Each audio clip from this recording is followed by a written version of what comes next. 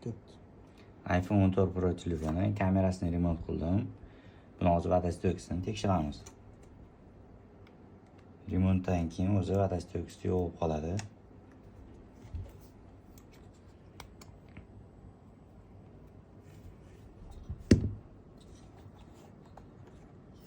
Ko'rib turganingdek, ichiga davleniya beryapman, davleniya qaytib kelyapti. Degan vatasi to'kisi yo'q hozir. Buni vasitani qilaman. Telefonimiz tayyor bo'ldi. Buni vatasi to'kisini tekshiramiz.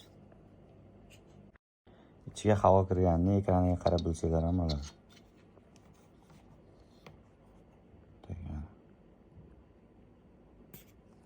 Ko'rdingizlar, ekrani ham ishda. Havoni chiqarib olamiz.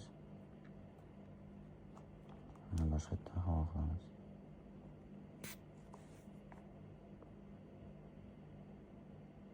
Vatasi to'kisi bor.